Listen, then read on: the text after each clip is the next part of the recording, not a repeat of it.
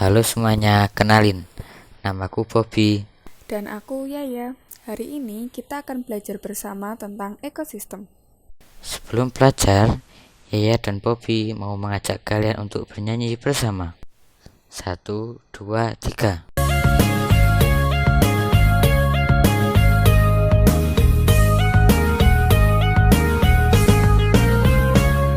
Pada hari ini kita belajar bersama tentang komponen-komponen ekosistem kita, lingkungan alam dan juga lingkungan buatan, danau, gunung, sawah, sungai dan juga lautan.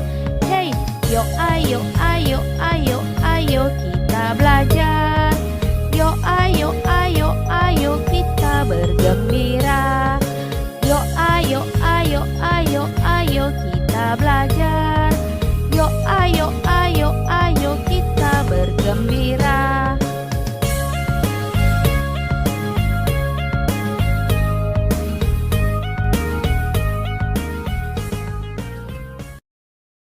Apa sih ekosistem itu?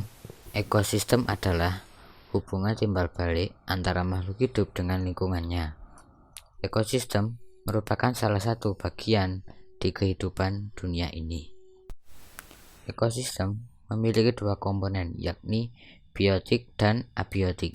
Komponen biotik adalah komponen yang berasal dari makhluk hidup seperti hewan, tumbuhan, dan manusia. Sedangkan komponen abiotik adalah komponen yang berasal dari makhluk tak hidup seperti air, batu, tanah, dan cahaya. Ekosistem juga ada jenis-jenisnya loh, yaitu ekosistem alami dan ekosistem buatan. Ekosistem alami contohnya ekosistem laut, gurun, dan hutan. Sedangkan ekosistem buatan contohnya ekosistem sawah dan ekosistem ladang. Hey semuanya, apa kalian paham apa yang barusan dijelaskan oleh Bobby?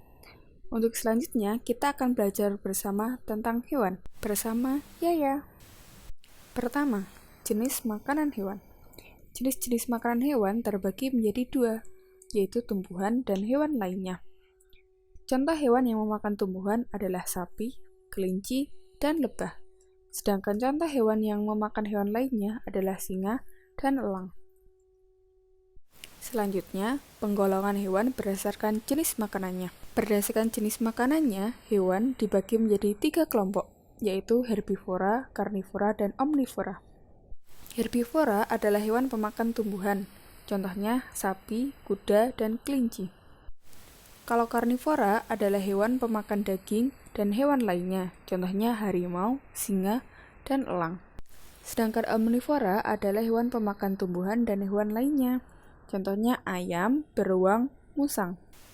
Selanjutnya, kita akan belajar tentang daur hidup hewan. Daur hidup hewan adalah proses perubahan bentuk makhluk hidup mulai dari telur atau bayi hingga menjadi hewan dewasa atau kita sebut juga dengan imago.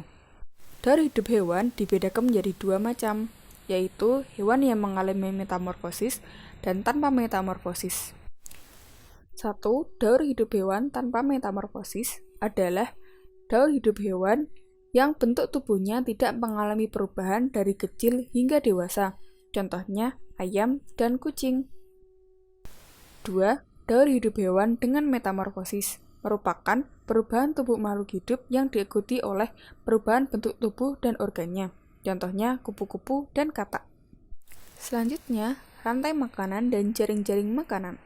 Rantai makanan adalah perjalanan makan dan dimakan dengan urutan tertentu antar makhluk hidup, sedangkan jaring-jaring makanan merupakan kumpulan dari beberapa rantai makanan di dalam sebuah ekosistem. Nah, dalam suatu ekosistem itu juga akan muncul sebuah hubungan yang khas antar dua makhluk hidup yang berlainan jenis dan dinamakan dengan simbiosis. Simbiosis ada 3 macam, yaitu mutualisme, komensalisme, dan parasitisme. Mutualisme adalah hubungan yang sama-sama untung, sedangkan komensalisme adalah hubungan yang satu untung dan satu tidak rugi dan tidak untung. Sedangkan parasitisme adalah hubungan yang satu untung, satu rugi. Tahukah teman-teman, ekosistem yang ada di bumi ini tidak selalu berjalan dengan lancar atau seimbang.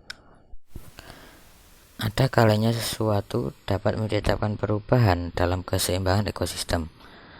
Faktor yang menyebabkan perubahan keseimbangan di dalam ekosistem terbagi menjadi dua, yaitu faktor alam dan faktor manusia.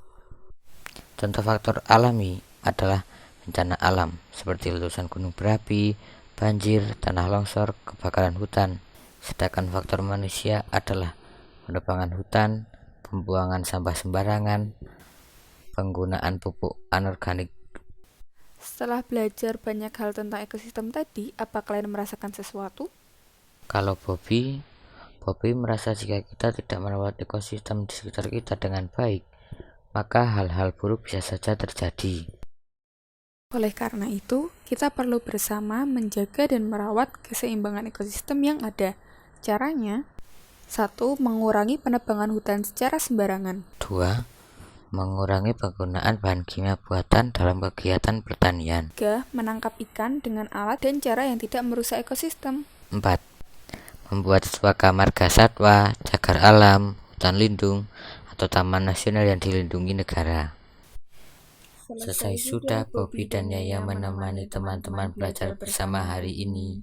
Semoga teman-teman mengerti dan mendapatkan sesuatu yang bermakna. Sampai jumpa.